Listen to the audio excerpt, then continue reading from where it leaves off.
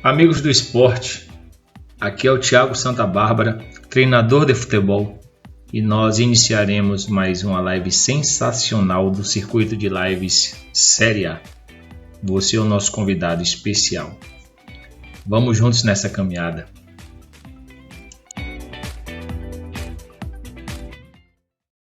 Então, hoje nós temos um assunto que é muito bacana, uma das funções a gente costuma ouvir muito, que evoluiu e muito no contexto do futebol. E nós estamos com ele aí, o professor Luciano Júnior. Boa tarde, meu amigo. Boa tarde, amigo. Como é que você está? Tá bem? Tudo tranquilo? Tudo em paz. E o senhor aí, como é que está? Tudo tranquilo. Vivendo esses dias aí, a gente costuma, muita gente usando a frase contando todos os dias sem saber quantos dias faltam, né? É verdade. Mas faz parte e temos que nos resguardar desse problema aí que está nos afastando daquilo que a gente faz de melhor, né?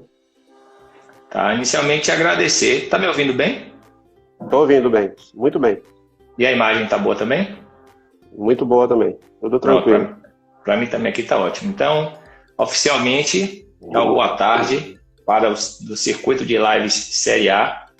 Esse projeto foi idealizado em um bate-papo e com aquele objetivo de, inicialmente, compartilhar o conhecimento, né? Trazer grandes profissionais que estão há muito tempo no mercado ou profissionais que estão há pouco tempo no mercado, mas que a gente sabe que podem agregar, trazer conhecimentos e reflexões. Então, muito bacana te receber aqui. Quero agradecer ao Gabriel Eloy, que inclusive está na live também, por ter feito esse link e dizer que nós iremos conversar, nós iremos falar o pano de fundo, né, treinamento de goleiro, mas com certeza envolve não só o goleiro, mas toda a conjuntura, né, do futebol. Então, te agradecer, professor, por ter aceitado esse convite. Para nós é uma honra estar recebendo um profissional da sua qualidade, da sua competência, com grandes serviços prestados, com goleiros convocados para a seleção brasileira. Inclusive, a gente vai falar um pouco sobre isso também. Então, para nós é motivo de muita alegria estar iniciando a semana com sua presença. Seja bem-vindo, que nós tenhamos uma tarde aqui, uma hora de live aí sensacional e que a gente saia daqui melhor do que nós entramos, tá bom? Domina no peito agora e faz suas considerações iniciais. Então, eu agradeço aí a oportunidade também, né, de estar compartilhando essa live com você aí. A gente tem acompanhado, está sendo muito produtivo realmente, você está de parabéns aí. A gente precisa realmente estar sempre compartilhando as informações, né, dividindo o conhecimento, que assim todo mundo ganha, todo mundo cresce. E também agradecer ao Gabriel, né? Esse aí é meu anjo da guarda, cara. No trabalho, esse aí é meu anjo da guarda. É quem me ajuda bastante lá na produção do nosso material, nossas videoaulas, né, nossas análises com os nossos goleiros. Então, vi que ele está presente aí e também agradecer a participação de todos aí que estão entrando aí, né, e que a nossa tarde realmente seja muito produtiva.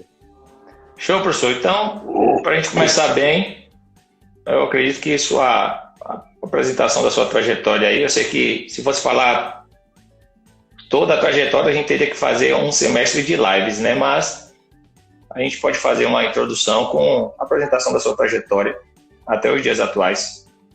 Então, iniciei a carreira em 93 na Associação Esportiva Catuense. Gosto sempre de deixar bem claro aí, tem algumas pessoas, a maioria já sabe da minha história, né? Mas muitos não sabem de uma certa peculiaridade minha. Eu não fui atleta de futebol profissional, não joguei futebol, jogava basquete. E fui convidado para fazer parte da comissão técnica do Sub-17 da Catuense através do professor Gilmeia Emberê. E isso em 93. E em 5 meses eu já estava como treinador de goleiro da equipe profissional da Catuense, né? Em 93 mesmo. Trabalhei de 93 até 97 na Catuense, passando por todas as categorias ali. Teve um momento em que só eu era o preparador de goleiro do clube. Cheguei à base do Vitória em 97, passando por todas as categorias de 97 até 2008, quando cheguei à equipe profissional do Vitória, ficando em 2008 a 2011 na equipe profissional, sendo demitido no final da Série B de 2011 e retornando no Sub-17 do Vitória 6 meses depois, já em 2012. E ficando até 2013, quando fui convidado para trabalhar no Clube Atlético Paranaense, ficando lá de 2013 até janeiro de 2019, e retornando ao Vitória aí em maio do ano passado, né? Fiz um ano na semana passada aí, fez um ano do meu retorno. Show de bola. E sua breve colocação, manda um abraço aí para Marcão, tá aí conosco também, goleiro. É nosso goleiro na base do Vitória. Show, gente da melhor qualidade. Professor, me chama a atenção assim, alguns pontos. O primeiro, treinador de goleiro sem ter jogado. Explica pra gente aí, porque a gente, especialmente no início, né? Hoje a gente percebe uns trabalhos mais contextualizados, mas especialmente no início é algo muito técnico, né? É uma posição que precisa de uma observação muito técnica. Como é que foi esse desafio de não ter jogado, não ter vivenciado a função e conseguir fazer um trabalho de tamanha excelência? Então, eu não fui atleta de campo, nem amador, nem tentei base, nem nada. Realmente eu não joguei futebol em nenhum momento. Eu jogava basquete no interior, em Alagoinhas. E meu pai, sim, eu sou filho de um ex-atleta de futebol, né? Atleta profissional de futebol, Luciano. Meu pai, sim, foi jogador de futebol, era meia esquerda, né? Quando se aposentou, ele iniciou como técnico de futebol lá na Catuense, mas fez o caminho inverso da grande maioria, né? A grande maioria de treinador de goleiro passa a treinador. Ele fez o contrário, ele foi de treinador para treinador de goleiro. E aí é a minha grande referência, né? Foi aí que eu sempre o acompanhei. E quando eu recebi o convite, inclusive eu mesmo, não nego, que eu tomei um susto quando fui convidado pelo Gilmar Emberê para ser auxiliar. Não fui convidado para ser treinador de goleiro, fui convidado para ser auxiliar de campo. Só que como eu já tinha uma base, via muitos treinos do meu pai, e não tinha treinador de goleiro na Catuense na época, em 93, então após as atividades globais, que se chamam globais hoje, né, eu pegava os goleiros ali das categorias de base ali e fazia as atividades, né, específicas de goleiro, e isso chamou a atenção do professor Antônio Leone, na época, que era o treinador da Catuense em um determinado momento, em 93, e ele me colocou como treinador de goleiro da equipe profissional. No início, as pessoas tentavam usar isso contra mim, né, porque eu comecei numa época em que a exigência primordial para ser treinador de goleiro era ter sido goleiro. Era o primordial, era o básico. Não foi goleiro, não pode ser treinador de goleiro. E só que isso nunca me afetou, isso muito pelo contrário, isso me fez estudar mais, isso me fez procurar mais conhecimento. No início, os goleiros mais me treinavam do que eu treinava eles, né? Me passavam muitas dicas, peguei goleiros experientes, goleiros de um caráter enorme, um caráter incrível, e que me ajudaram bastante, né, no meu início, e sempre que eu precisava ver alguma coisa de novo, porque naquela época não existia rede social, a gente não tinha Instagram, a gente não tinha lives para ver treino, para discutir treino, então quando eu queria alguma coisa nova, eu viajava para Salvador e assistir meu pai dando treino, né? Meu pai já trabalhava no Esporte Clube Bahia, então era dali que eu tirava toda a minha base, toda a minha referência para fazer os meus treinos e programar a minha metodologia. E sempre foi assim, só que em determinado momento, eu acho que as pessoas cansaram, né? De tentar denegrir o profissional Luciano Júnior por não ter sido goleiro, e entendo que isso se deve porque eu nunca deixei também me abater. Quando eu chego no Vitória na base, em 97, realmente eu entendo a chegada no Vitória na base como meu grande teste. Ali foi meu grande teste, porque eu estava chegando na melhor formação de goleiro do Brasil, né? Com Dida, com Fábio Costa, né? As grandes referências do clube, com Nilson. Então a gente entende que aí é o grande momento da minha carreira, né? Ali é o meu grande teste, agora ou vai ou racha. Se eu tiver realmente condições de ser, é aqui que vai ser o meu grande teste. Encontrei também profissionais que me abraçaram de uma maneira fantástica e que me ajudaram bastante também a ter esse olho clínico mais aguçado. E foi realmente um período de muito aprendizado. Eu sou muito grato a todo mundo que participou da minha evolução profissional, sou muito grato mesmo. Pessoas que humildemente me ajudaram e humildemente foram ajudados por mim também, porque eu também trazia algumas coisas, né? Quando eu comecei a aprender com os goleiros da Catuense a treinar goleiros, ali eu comecei a entender que eu precisava estar sempre junto dos meus atletas para saber o que eles achavam também do trabalho, né? Não é simplesmente chegar um dia de manhã e dizer, vocês vão fazer isso e acabou. Não, eles precisam construir junto com a gente, né? E é assim que a minha metodologia foi sendo formada e é assim que eu trabalho até hoje. Bacana. Outro ponto que nos dá uma reflexão interessante, em alguns trabalhos, obviamente teve a influência que você já falou do seu pai, né? Então, o ambiente influenciando na sua percepção, nas suas decisões, e o fato de você ter, em alguns momentos, treinado muitas categorias ao mesmo tempo, né? Você comentou aí na sua trajetória que teve tempos que você teve que treinar muitas categorias. Então, imagina a influência do pai, a vontade de querer atuar e a possibilidade de colocar isso em prática nos mais diversos ambientes, né? Com goleiros diferentes, com personalidades diferentes, com características diferentes. Então, imagina o quanto que deve ter sido esse aprendizado para você, né, nesse sentido. Quando eu cheguei aqui em Salvador, em 97, primeiro me estabeleci ali e tudo mais, no primeiro semestre ali meu no Vitória, foi para me estabelecer em Salvador e me adaptar à cidade, né? Estava vindo do interior para a capital. E no início de 98 eu me tornei um dos preparadores de goleiro da escolinha do Vitória, que funcionava ali em Jardim Armação, na série de Praia do Vitória. Então eu trabalhei até com a escolinha do Vitória, né? E dali da escolinha a gente tirava atletas, que a gente entendia que estava tendo uma boa evolução, a gente via uma projeção positiva nesse atleta, a gente tirava da escolinha, ele deixava de ser um aluno que pagava sua mensalidade na escolinha para ser um atleta da divisão de base. Foi assim que alguns goleiros se tornaram atletas do Vitória na base. E teve um momento também muito rico nosso no Vitória, foi quando, de 97 a 99, se não me falha a memória, nós éramos em 4 preparadores de goleiro na base e nós não tínhamos categoria específica.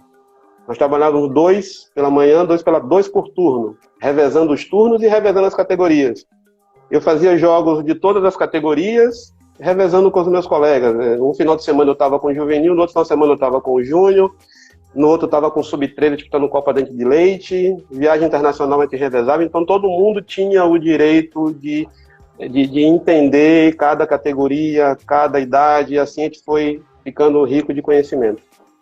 Muito bacana, que ambiente rico, né? Você poder trabalhar com diferentes categorias, ter acesso a diferentes atletas.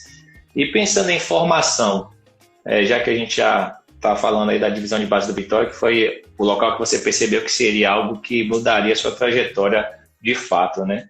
Pensando em formação, Luciano, como é que é feito a organização de conteúdos? O que é priorizado nas fases iniciais? Quando o atleta ele chega hoje na categoria de base, eu sei que você, além de treinador do Esporte Clube Vitória do profissional, você também faz a parte de coordenação dos preparadores de goleiros, né? Então, e como é que é a organização desse conteúdo para você pegar o garoto que chega lá no sub-14 até o sub-20 e nessas idades você conseguir evoluir esse garoto? A gente sabe que cada idade ela tem uma facilidade para determinado tipo de aprendizado. E a gente sabe também que, de maneira técnica específica do futebol, a gente precisa primeiro começar com a iniciação desse atleta, dando toda a coordenação motora, toda a iniciação dele dentro do esporte, entendendo e respeitando o momento em que esse jovem está vivendo, né? Entendendo, respeitando a idade, a fase que ele está passando. Né? A gente sabe que tem a fase dos estirões, em que ele tem que se adaptar com o novo corpo, né? Em que ele precisa ter um melhor trabalho para a coordenação motora e essas coisas todas. Então a gente sempre juntos, né? Sempre juntos a gente analisa quais os aspectos mais importantes para determinada categoria.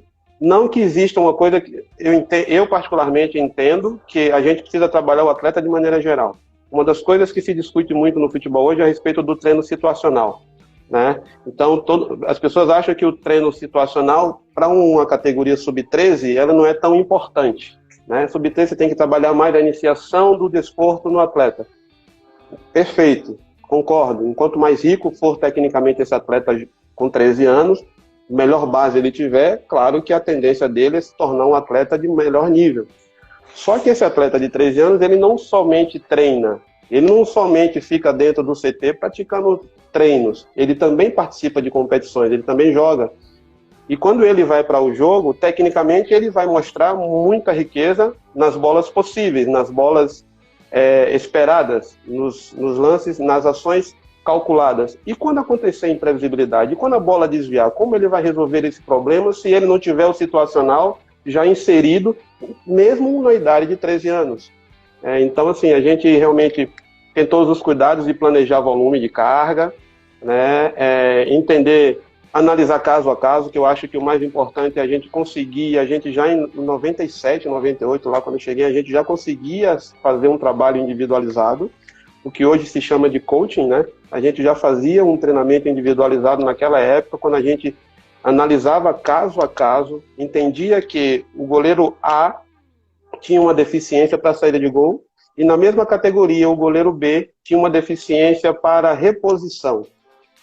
Em um período, em um turno de trabalho, a gente não consegue dar atenção para as duas necessidades, a gente não consegue atuar em cima das duas necessidades, a gente precisa fazer um trabalho mais geral dentro do grupo de goleiros para entregar para o treinador. Então a gente passou a treinar esses atletas de maneira individualizada no turno posto. Ou após o treino a gente pegava esse atleta individualmente falando e treinava só a saída de gol daquele determinado atleta. E um outro treinava só a reposição daquele determinado atleta. Né? Então esse é o cuidado que a gente tá tendo aí ao longo da nossa caminhada. O trabalho do Vitória é um trabalho de excelência. Quando você falou comigo hoje mais cedo, eu estava em uma reunião com os preparadores de goleiro, então a gente precisa realmente ter atenção com esses conteúdos, né, de categoria, respeitando. Existe sim essa necessidade para a gente não atropelar as fases e não acabar prejudicando a evolução desses atletas. Né? Bacana, agradecer a presença de todos. Aí já temos algumas perguntas. Vou começar com o professor Sérgio. O que acham da exigência de goleiros já chegarem com a determinada altura, estatura? O que acha sobre esse pré-requisito quase obrigatório? Eu vou completar essa pergunta dele, Luciano. Eu estava acompanhando ontem a reprise da final do Campeonato Brasileiro de 88 e de um lado a gente tinha Ronaldo com 1,78 m e do outro lado Tafarel com 1,81 m. Então, assim, dois goleiros que hoje provavelmente não teriam espaço, né? Você acha que essa questão da estatura, ela realmente... Eu vejo que é algo que o mercado existe um perfil de mercado, né? Que busca, mas você acha que isso acabou limitando ou, de certa forma, dificultou a aparência de outros grandes goleiros no cenário? Em cima do que você falou e você colocou, já respondendo a pergunta do professor, eu entendo que hoje nós estamos até entrando num período em que o biotipo ele não está sendo tão mais um aspecto eliminatório, tá? Porque a gente tem visto aí goleiros como o Tadeu do Goiás, é um goleiro que foi destaque no Campeonato Brasileiro do ano passado, não é um goleiro tão alto assim. Agora, o mercado brasileiro, ele infelizmente ainda é resistente. Ele ainda é resistente.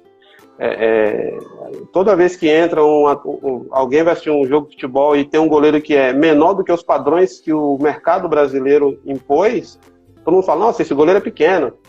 Que goleiro baixinho que tem. Então, mas eu acredito que hoje já existe uma diferença e eu sinceramente prefiro na divisão de base, eu não prefiro eliminar pelo biotipo. Mesmo porque eu já tive casos na base do Vitória, inclusive no passado, de atletas serem menores, tendo uma estatura menor do que o esperado para aquela idade, naquele momento, e não trataram o atleta de maneira adequada, justamente por isso, falaram um monte de coisa que não deveria, o atleta, até para o próprio atleta, né, na hora de avaliar ele, né, de falar para ele algumas coisas.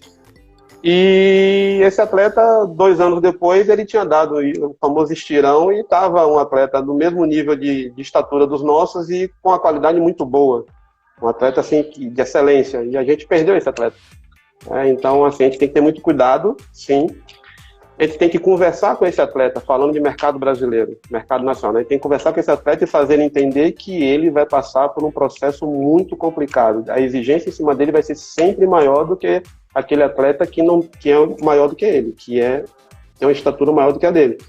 Mas se ele realmente tiver uma personalidade muito boa, for resiliente e tiver muita qualidade, ele vai passar por isso. Né? Então, assim, eu posso trazer para você aqui, né, O Keylor Navas. O Keylor Navas é um atleta que não precisa falar do Keylor Navas, né? Precisa dizer quem é o Keylor Navas, né? Ele tem 1,85 m.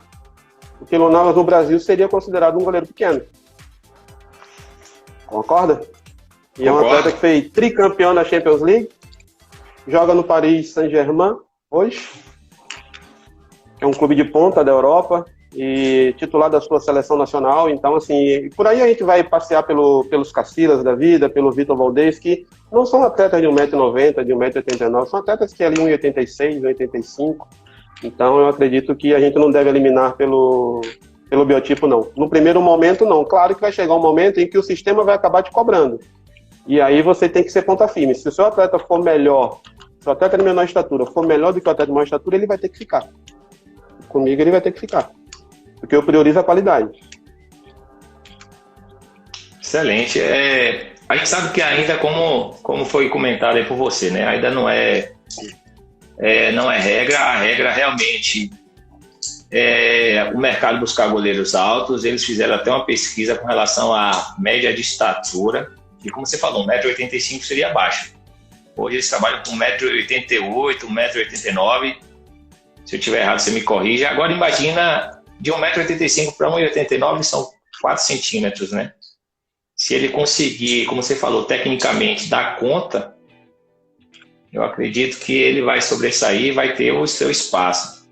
Hoje eu ouvi recentemente, Luciano, eles estão fazendo para todos os jogadores, e aí me ocorreu aqui agora na nossa conversa, uma relação com os goleiros. Bioband tem um campeonato, ainda não está, eles não expandiram, né, para muitos locais, mas tem algumas pesquisas sugerindo a adequação da categoria ao pico de velocidade estatural, o pico de velocidade de crescimento. Eles fazem esse cálculo com idade, com altura troncocefálica, tem uns dados que eles recolhem para poder tentar organizar a categoria não só pela idade, mas sim por conta dessa previsão. Imagino que...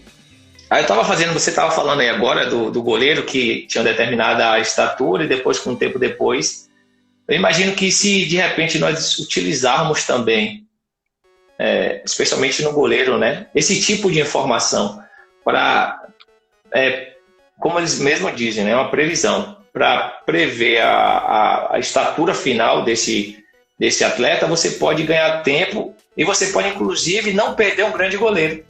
Naquele momento, por ele não apresentar ainda uma estatura que o clube, o processo, o conjunto entende que não é adequado para a categoria, mas que lá na frente ele vai chegar. Você já leu alguma coisa, ouviu alguma coisa sobre esse Bioband? Olha, conversando com alguns amigos meus da área de fisiologia, né, essas coisas todas, preparadores físicos, já me comentaram alguma coisa a respeito, ficaram de me mandar um material para me aprofundar mais. Então, assim, eu não posso falar com riqueza de informações, mas já me chegou alguma coisa a respeito, né, não me lembrava do nome, né, desse nome aí, mas já tinha escutado falar alguma coisa a respeito. Claro que você tocando agora no assunto aí, eu já vi que a coisa realmente está ganhando proporções assim muito boas, e tudo que vier para nos ajudar, né, para a gente errar cada vez menos na nossa avaliação. E eu queria deixar uma coisa clara aqui também, Thiago, que eu conversei dias atrás com os preparadores da base. Uma coisa interessante também, nós vamos disputar uma competição de base, Vitória disputa muita competição de base. Digamos que a gente vai em Carpina, a competição de Carpinas, e a gente encontra lá, a gente joga contra uma equipe menor porte, onde tem um goleiro que se destaca no jogo contra o Vitória. E nos outros jogos também ele acaba se destacando, apesar de ser de uma equipe de escolinha, de uma equipe que tenha menor poder, digamos assim, do que as equipes que vão lá de maior poder, como Vitória, como Sport Recife, essas coisas. Então a gente detecta naquele atleta uma possibilidade de vir a ser um atleta expoente. Nossa, esse atleta a gente vai levar para Vitória. Está avaliado aqui, passou na nossa avaliação de competição, vamos levar ele para Vitória. Quando a gente informa o atleta de uma escolinha dessa lá em Carpina, que ele foi analisado pelo Vitória, avaliado, e que ele foi aprovado, e que o Vitória quer trazer ele para dentro da divisão de base, imagine a felicidade desse atleta. Poxa, eu vou para a divisão de base do Vitória, uma das maiores escolas de formação de goleiro do Brasil. Só que esse atleta, quando chega aqui, na primeira semana de treino dele, ele recebe uma carga de informação que ele nunca tenha recebido, talvez nunca tenha recebido na sua vida. E a gente costuma impor a ele a técnica do goleiro do Vitória. O goleiro do Vitória tem que ter. Então ele faz o punho, a empunhadura, a empunhadura dele não é a correta. Aí o preparador já corrige, não, tá, você fez errado. A queda dele já não tá boa. Ó, sua queda tá ruim, a queda é assim. O que é que acontece com esse atleta? Poxa, eu não fui aprovado, eu não sou bom, eu não vim para cá porque vocês me acharam bom e agora eu estou fazendo tudo de errado. Em um primeiro momento, esse choque de informações técnicas vai fazer com que o atleta entre numa queda muito grande de desempenho, porque as informações são novas, ele tem que fazer tudo diferente do que ele está acostumado a fazer. Consequentemente, o rendimento dele vai abaixo. E o que é que vai acontecer com esse atleta? Vai ser mandado embora porque nós erramos na avaliação desse atleta. Não é atleta para o Vitória. Então a gente tem que ter muito cuidado também com isso, né? Esperar esse atleta se adaptar. Às vezes um atleta que vem do interior, está longe da sua família pela primeira vez, chega um atleta de 13, 14 anos, está longe da família, num mundo totalmente diferente, com pessoas estranhas. Se a gente que trabalha diretamente com esse atleta não passar um pouquinho de tranquilidade para ele, né? De força espiritual, para que ele possa passar por um primeiro momento por essa dificuldade, né? A gente começa a perder muitos atletas. E assim são várias histórias que existem pelo futebol, né? Muitas histórias. Que bacana você trazer esse olhar na adaptação, né? Porque a gente sabe que toda adaptação, ela demanda um tempo. Obviamente que depende de sujeito para sujeito. Alguns já chegam, vão treinar, não vai sentir nada e vai desenvolver, você vai falar, pô, bacana, e outros vão precisar realmente de um tempo. E é por isso que fala que não é só ciência, né? Essa questão da formação, ela não é só ciência, a ciência ajuda muito, mas ter esse olhar mais voltado para o humano, acho que é interessante, sim, ainda mais se tratando de categoria de base, né? Agradecer a presença de todos vocês. Estamos com o Luciano Júnior, grande treinador de goleiro. Ele vai falar um pouco também sobre a experiência dele lá no Atlético, sobre dois grandes goleiros, né, Santos e o Everton, sobre essa questão da... Ainda falando só uma questão aqui, Thiago, eu busquei aqui, ó, o Victor Valdez jogou na seleção espanhola, jogou no Barcelona anos e anos e anos, 1,83 m consta na ficha do Victor Valdez. Provavelmente ele seria reprovado em algumas avaliações aqui no Brasil, né? Verdade. O professor Esse atleta jogou contra nós na base. Tafarel, Ospina, Navas, Cacilhas, todos abaixo de 1,85 m. É isso mesmo, eu acredito que tem que ser competente, né? Só responder um rapaz aqui, Hugo, ele está usando o aplicativo, deve ser do pai, né, Juraci. Então, cara, meu sonho, 15 anos de idade, é ser jogador, moro em Aracaju. Agora tá todo mundo parado, né, Hugo, assim, então não tem nem como te orientar nesse sentido, mas a primeira orientação é buscar o clube aí da sua cidade. Você tem o Confiança aí, tem o Sergipe, tem o Itabaiana. Eu acredito que a primeira porta de entrada é você buscar um clube da sua cidade, que vai mexer pouco com essa questão de mudança, você vai estar próximo à sua casa. E aí, a partir do momento que você ingressar num clube próximo à sua cidade, isso não quer dizer que você não possa ter acesso a outros clubes, né? Mas minha sugestão para você inicialmente é essa. Então tá respondido aí para Hugo.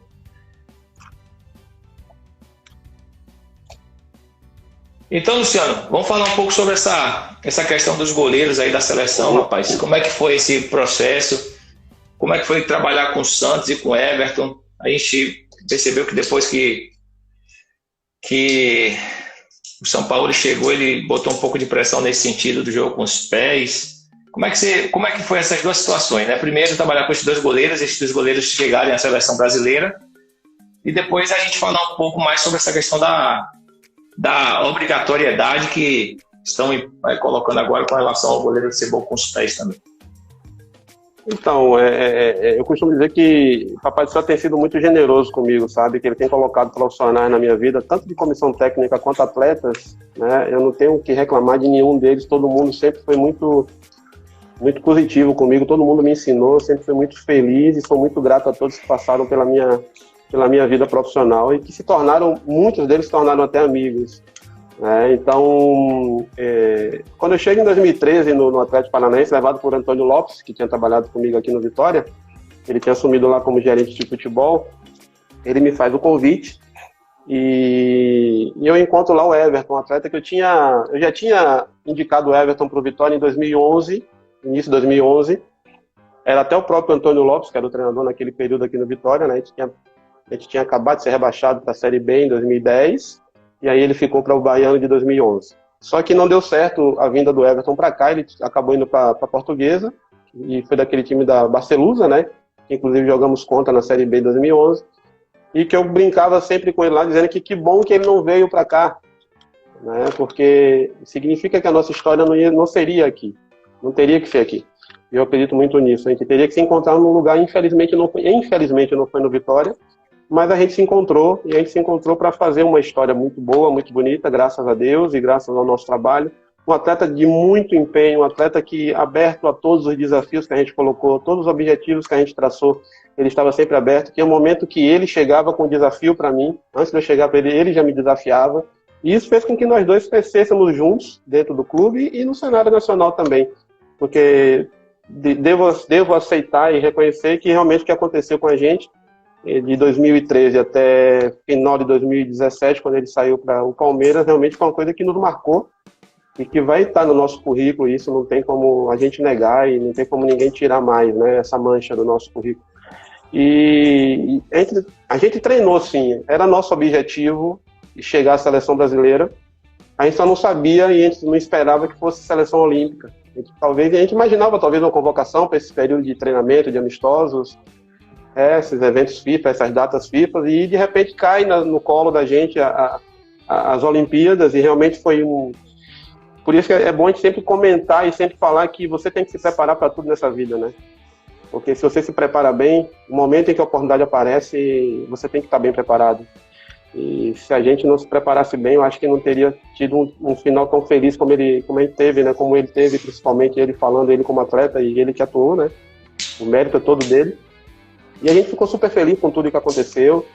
A gente fica super feliz e com o reconhecimento do atleta também, com a nossa participação nessa evolução dele. E logo em seguida veio o Santos, que todo mundo que trabalhou comigo no Atlético, e quem é meu amigo e me acompanha sabe muito bem que o Santos ele foi realmente o atleta em que a gente viu que poderia ser o substituto na saída do Everton. Não que os demais não tivessem condição, mas a gente, na maioria das vezes, a gente acaba tendo que escolher em um determinado momento, né?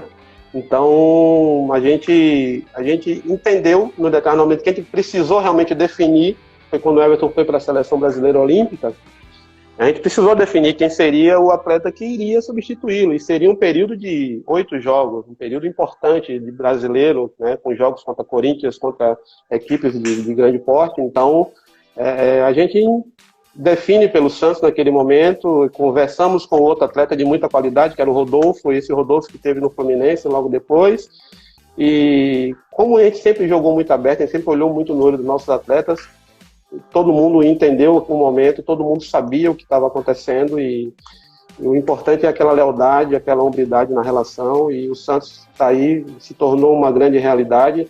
Internamente, muita gente não acreditava no Santos, né? Muita gente questionava se o Santos seria o goleiro que iria substituir a altura na saída do Everton, que tinha se tornado um campeão olímpico, então muita gente dentro do clube não acreditava. Existia uma certa dúvida por parte da torcida, da imprensa, mas a gente que trabalhava diretamente com o atleta sabia do potencial fenomenal, e é esse atleta aí que está brilhando aí, juntamente com o Everton agora, os dois na seleção brasileira, sendo convocado com uma certa frequência, e a gente fica feliz. Eu não gosto de falar que eu fico satisfeito com o que está acontecendo, porque quando você fala que está satisfeito é porque você não tem mais nada para ganhar, né? Final de uma refeição, se alguém te oferece alguma coisa, você diz o quê? Eu estou satisfeito. É porque você não consegue mais se alimentar, né? Eu não digo que eu estou satisfeito nunca. Eu estou feliz, eu estou alegre com o que está acontecendo com ele, mas eu não estou satisfeito ainda. Espero que eles consigam coisas maiores ainda aí na seleção brasileira, na sua vida profissional. Aí sim eu vou ficar ainda mais alegre. Nunca satisfeito. Muito bacana. E tem uma situação curiosa, né, dos dois aí, que eles gostam de trabalhar bastante, né? Teve um ano que eles estavam de férias e te ligaram para voltar a treinar. Como é que foi isso? Ligaram antes das férias acabar? estava no período de férias, e aí eles te ligaram, bom, vamos voltar a treinar, eu quero voltar a treinar. Por que eu estou falando isso? E você pode depois complementar. A vontade em querer aprimorar, a vontade em querer crescer, a vontade em saber que nós não estamos satisfeitos, nós estamos buscando evoluir, nós estamos querendo mais, né? Conta pra gente como é que foi essa situação aí um pouco. Essa coisa que você falou aí deles, né? E nós não estamos satisfeitos, acredito que a gente acaba passando um pouco da nossa característica para quem a gente trabalha, né? Então, desde o meu primeiro dia de treino lá no Atlético, eles perceberam que eu procurava ser o mais incansável possível, né? E buscando desafios para eles e para mim também, consequentemente. Então, nesse ano aí foi muito interessante que eu passei 3 semanas das minhas férias aqui em Salvador, voltei uma semana mais cedo para Curitiba, né, já para ir organizando a minha vida lá, a minha vida pessoal, né, aquela coisa toda, e de repente para as reuniões que a gente ia estar fazendo das comissões técnicas, da comissão técnica e tudo mais. E assim que eu botei um pé em Curitiba, o Everton me liga e pergunta, que ele viu na rede social que eu tinha chegado, assim, você já está em Curitiba, né? Falei, tô. Ele, vamos treinar? Falei, vamos. Agora eu preciso saber da diretoria do clube se a gente pode fazer isso, né? Tem os aspectos jurídicos. Então busquei as informações, todo mundo liberou, claro, todo mundo gostou, foi uma coisa realmente muito diferente para um atleta de futebol profissional, né? E, aliás, desculpa, eu vou me corrigir. Para um jogador de futebol profissional é uma coisa bem diferente, um jogador de futebol, mas para um atleta profissional isso não é uma coisa diferente, né? Ele sabe que ele precisa treinar e eles tinham consciência disso. E a gente teria pouco tempo para pré-temporada, nós teríamos 13 dias de pré-temporada para entrar numa pré-Libertadores. Não, um jogo muito importante com 13 dias só de preparação. E aí então eu liguei para o clube, tive o aval do clube, né, disponibilizaram rouparia, tudo para nós, enfermeiros, tudo, né, realmente deixaram a gente com todo um staff à nossa disposição. E aí então eu ligo para o Santos, né, e digo para o Santos que a gente vai trabalhar e que se ele já estava na cidade, ele também já estava em Curitiba, e se ele quisesse treinar, ele poderia ir. Ele falou, não, estou junto, vou treinar também. A gente procura também fazer uma coisa sem protecionismo, sem ser padrinho de ninguém, né? Eu não sou personal trainer, né? Eu sou treinador de goleiro do clube que eu trabalho e procuro ser justo e procuro fazer o melhor para todos eles de maneira igualitária, né?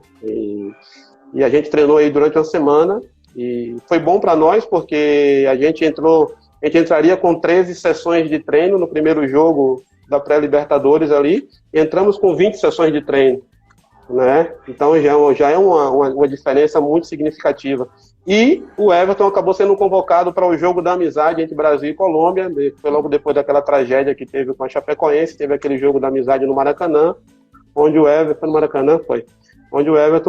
foi convocado para jogar aquele jogo, né? Então também foi bom para ele, porque de qualquer maneira era um jogo da amizade, mas era um jogo onde o atleta de seleção brasileira está sempre sendo avaliado. Se ele não se apresentasse bem, ele queimaria o filme, né? Sensacional.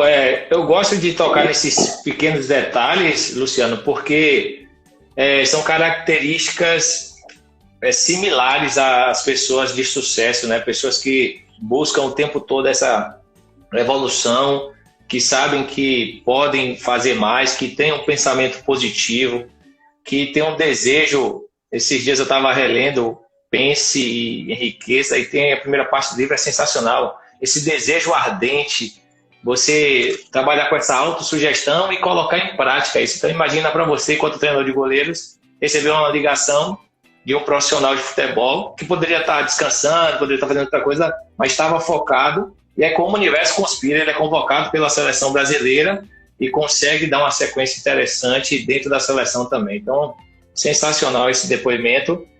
Trazer uma colocação do Matheus Adonai.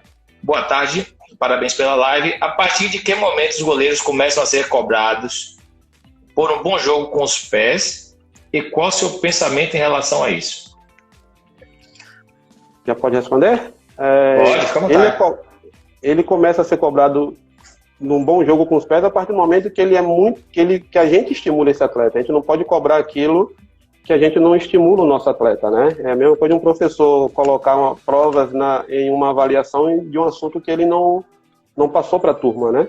Então, assim, a gente vai entender a condição do atleta, saber em que nível de jogo com os pés ele está, vamos estimular esse atleta bastante, e a partir do momento em que a gente entender que esse atleta já pode ser cobrado por isso, ele vai ser cobrado por isso. Mas enquanto isso, a gente tem que ter o máximo de cuidado, porque eu não posso cobrar de um atleta aquilo que eu sei que ele não tem para me dar ainda o que eu quero. Isso vai fazer com que esse atleta possa se retrair e que o aprendizado dele seja ainda mais prejudicado. E com relação ao jogo com os pés, o que é que eu acho? Eu acho isso fantástico. Eu tive a oportunidade de trabalhar no Atlético Paranaense com o treinador que é o Papa, né, nesse assunto aí, que é o Fernando Diniz. Aprendi bastante, consegui tirar muitas coisas positivas pro trabalho específico dos goleiros e acho isso muito, muito, muito, muito positivo. Inclusive, você pode adequar esse treinamento, a evolução desse treinamento, à condição de momento mesmo do goleiro, né? O goleiro de 13 anos ele não tem força suficiente para atravessar a bola de um campo a outro, então de repente ele vai fazer um trabalho um pouco mais curto, um trabalho mais de recepção, domínio orientado, e a partir daí você vai evoluindo até chegar a um determinado nível, né? Eu acredito que pode ser dessa maneira. A Lilian, ela coloca o seguinte: como está sendo, isso aqui é legal, como está sendo o acompanhamento dos goleiros do Vitória à distância e em casa? Estão seguindo cronogramas? Acredito. E quanto à alimentação para estes atletas?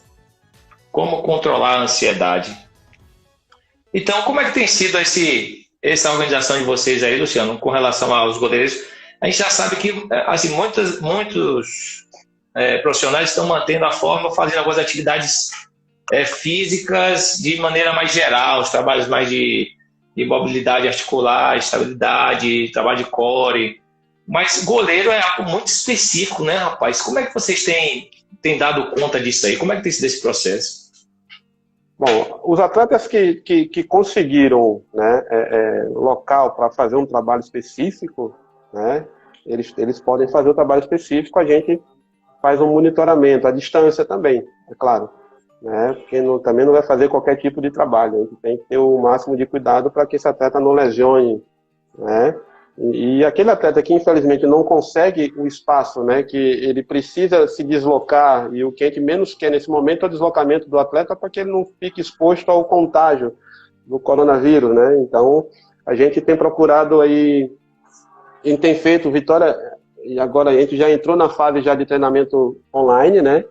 E todas as manhãs a gente tem um treinamento online, ali as atividades programadas, e temos as nossas atividades específicas feitas aí, a gente está sempre em videoconferência com os atletas, monitorando eles em algumas atividades que possam fazer, fazendo uso de alguns recursos aí que apareceram de aplicativos, né, que ajudam a trabalhar agilidade, ajudam a trabalhar velocidade de reação, né? Então a gente tem usado desse mecanismo aí, né, para poder manter eles em movimento. Claro que a perda vai ser inevitável, mas o que a gente precisa é que eles cheguem na melhor forma física possível, apesar dos problemas, no campo para a gente. E aí a parte técnica a gente já vai conseguir ali pegar os atalhos ali e deixá-los aí de novo, pouco a pouco, dentro do mesmo nível que a gente estava. A gente estava num nível bom, assim, num volume bom de treino, num nível muito bom tecnicamente falando. Infelizmente tivemos que parar, mas isso aí é circunstancial, né? Então a gente não tem como a gente fazer diferente. E com relação, aí tem a pergunta sobre alimentação também, né? Sobre ansiedade, então. É um trabalho multidisciplinar, né? Na verdade. Então, todo mundo participa, a nossa nutricionista participa ativamente, psicólogo do clube. A gente procura sempre estar ali fazendo com que todos participem para que todos os aspectos inerentes ao atleta sejam trabalhados, né? Fisicamente, tecnicamente, taticamente também, que tem as apresentações com o professor Geninho, o professor Bruno Pivetti, Flávio Tanajura, né? Apresentando material, análise de vídeo, e essas coisas todas. Analisamos aí recentemente o nosso último jogo contra o River, porque depois do jogo do River foi logo a parada, né? Então tivemos a análise do jogo do River aí de maneira remota, né? E por aí vamos tentando manter a cabeça deles aí voltada para o trabalho da melhor maneira possível, né? Show. Aproveitar para mandar um abraço, que você tocou nos nomes aí, né? Mandar um abraço para o Bruno Pivetti, Gabriel Eloy, Ferreira, para o Rodrigo Chagas, para o Adolfo, para o Luciano Pereira, o Vilhena que está lá agora, todos esses aí. Turma boa, com certeza são grandes profissionais também e a gente fica feliz em conhecê-los. Você falou aí teve uma pergunta aí de um amigo nosso, o professor Sérgio, falando sobre metodologia. O goleiro antigamente ele fazia 30 saltos, 20 saltos, voltava, corria, aí depois no final, quando ele já estava sem força, ele fazia uma entrada ou fazia uma defesa, né? Um protocolo enorme para uma bola. Para uma bola, né? Apesar de que também a gente quer que, na verdade, os goleiros eles tenham poucas bolas no seu gol, né, durante o jogo. Essa é a eficiência maior de uma organização defensiva, né? Pensando no todo. Mas a gente percebe essa evolução. Como é que você viu essa evolução e como é que é hoje? E se você tem alguma resistência a utilizar o trabalho hoje da maneira que é realizado? Né? Não, nenhuma resistência. Em todas as lives que me tocam nesse assunto, eu costumo falar que nesses 27 anos aí de profissão aí, eu participei da idade antiga, da idade média e da idade moderna no treinamento de goleiro. Né? Então, assim, eu fiz 10 repetições com meus atletas quando eu comecei. 10 bolas rasteiras, 10 bolas entrada, 10 bolas à minha altura, 10 mãos trocadas, né? Assim, naquela época, treinar goleiro, bom treino de goleiro, era você ver os goleiros subindo a escadaria, se arrastando. Nossa, trabalharam hoje. Mas às vezes chegava no jogo, meu goleiro não conseguia chegar naquela bola à minha altura ali, tomava o gol. E eu disse, cara, mas eu treinei essa bola, mas por quê? Beleza, ele estava cansado. Ele estava cansado, né? Dei muita carga para ele, para essa única bola que se apresentava no jogo, e a gente tem condições físicas para fazer a defesa, para fazer a ação técnica. E a gente vai evoluindo, né? Graças à evolução aí em todos os setores, as informações hoje são cada vez mais fáceis e cada vez mais ricas. Hoje a gente tem controle de carga, hoje a gente tem o profissional do lado do campo, que é o fisiologista, monitorando o nosso treino com os GPS da vida, com os catapultos, os polares, né? Os suuntos, né? Todas essas marcas aí que tem no mercado. E a gente depois tem a análise do que a gente fez durante a nossa sessão de treino. Olha, de repente você passou do ponto aqui, ou você poderia ter ido mais ali. Então hoje esse trabalho muito disciplinar só nos enriquece. E aí eu me vejo saindo de 10 bolas para fazer série com 2 repetições. Então, assim, é realmente muito diferente e até brinco que isso você faz com que o atleta fique com um gostinho de quero mais, né? Às vezes você faz 10 bolas, não quero mais trabalhar, não quero mais ver bola na minha vida. E eu até cito o Paulo Múcio aqui, se ele estiver acompanhando a live, não sei se ele entrou. Em 98, após a final do Campeonato Baiano de Júniors, foi um Bavi, e a preliminar foi preliminar de um Bavi também do Barradão, e aí a gente foi campeão, e eu peguei a medalha e sentei no banco de reserva e fiquei vendo a volta olímpica ali, e de repente eu vejo o Paulo Múcio, que foi o goleiro daquela partida, o goleiro titular daquela partida, o Paulo Múcio com a medalha no peito, sem camisa, sentou do meu lado tomando Gatorade. Eu falei, Paulo, você não vai dar a volta olímpica para os seus atletas? A gente acabou de ser campeão, e em cima do nosso maior rival, né, aquela coisa toda. Professor, tô cansado dessa vida. E ele tinha 20 anos. Nossa. E eu trouxe aquele depoimento para mim. Eu falei, o culpado disso sou eu. O culpado disso somos nós, treinadores de goleiro. Então põe na vida desse cara uma mesmice. É mais do mesmo todos os dias. E olha que a gente ainda tentava trazer coisas novas. A gente precisa fazer alguma coisa para mudar a rotina desses atletas, né? A vida de goleiro é complicada. Todo dia cai, todo dia voa, passarinho. Não tem como ser diferente. Mas você tem que deixar essa coisa nele de, por exemplo, você pode trabalhar a sua semana... o conteúdo pode ser o mesmo toda semana. Nosso conteúdo semanal é o mesmo. Ele sabe que vai ter o jogo com os pés um dia, ele sabe que vai ter velocidade de reação no outro dia, sabe que vai ter o jogo aéreo, mas eles nunca sabem qual é a forma que eles vão trabalhar isso.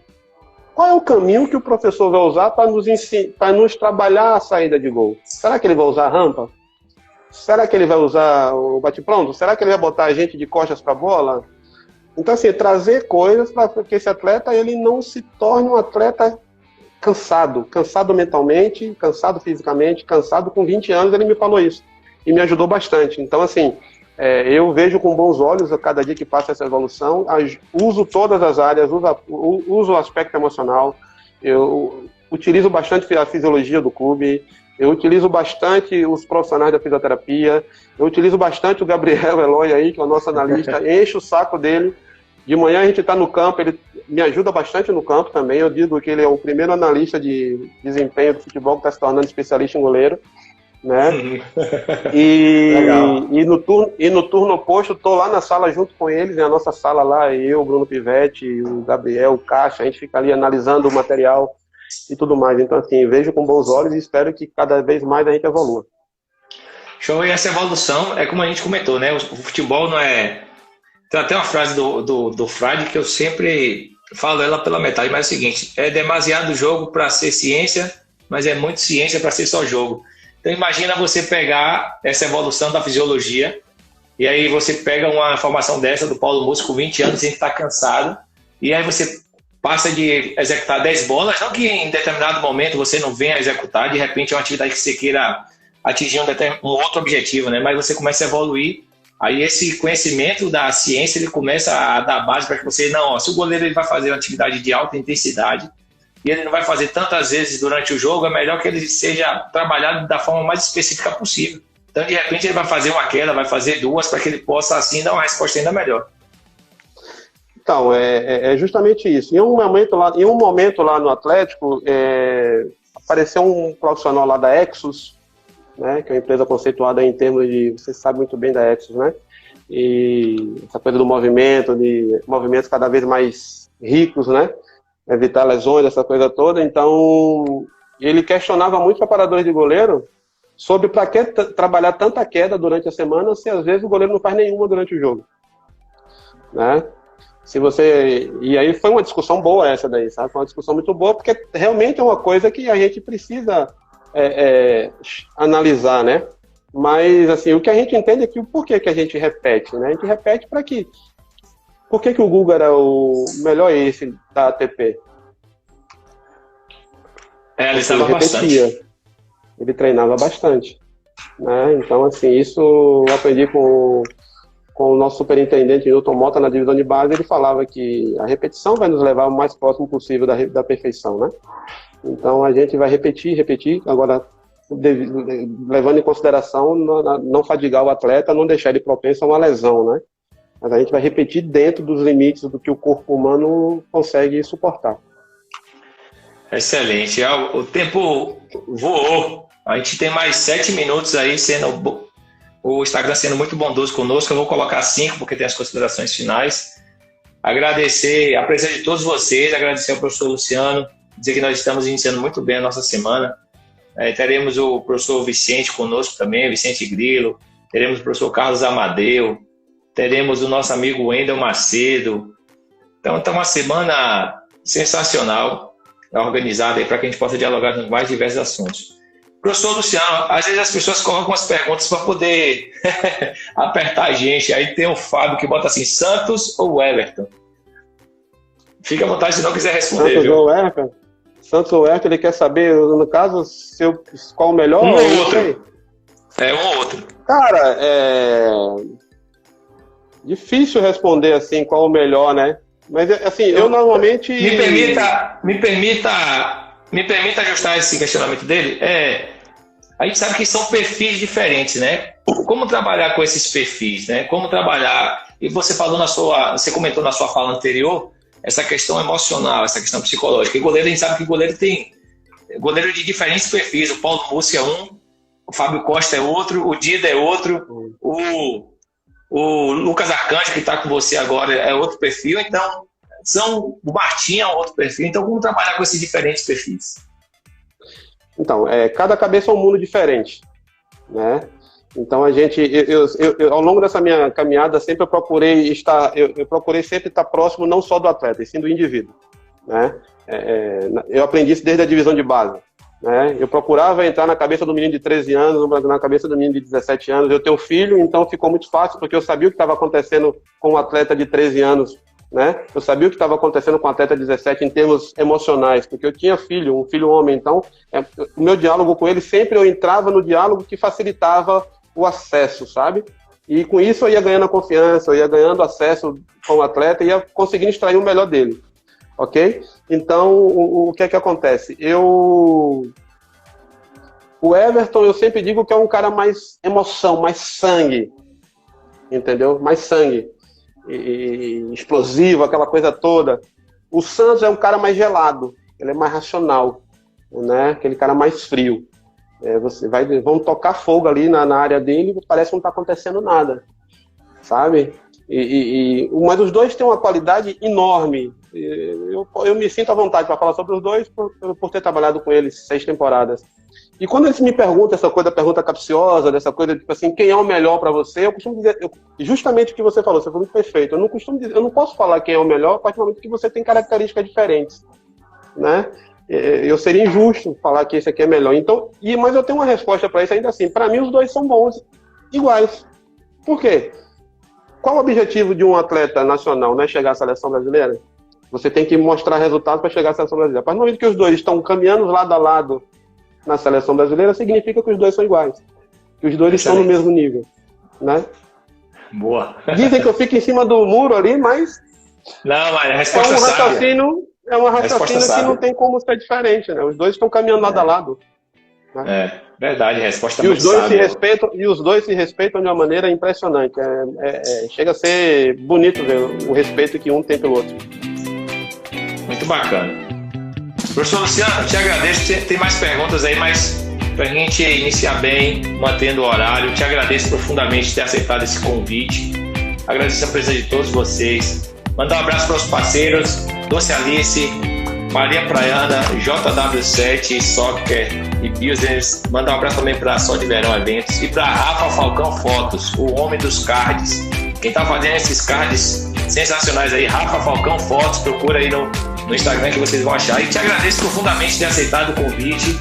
Era um assunto que eu tinha colocado na enquete, muita gente pedindo para que trouxesse uma pessoa para falar sobre os goleiros, sobre o treinamento de goleiro, e de bate-pronto você aceitou. Então, eu não te conheço pessoalmente, né? Estou te vendo agora e obviamente que eu sei, eu já ouvi falar muito de Luciano Júnior. Espero que eu possa fazer uma visita aí, te cumprimentar pessoalmente, te dar um abraço, te agradecer por ter aceitado esse convite, tá bom?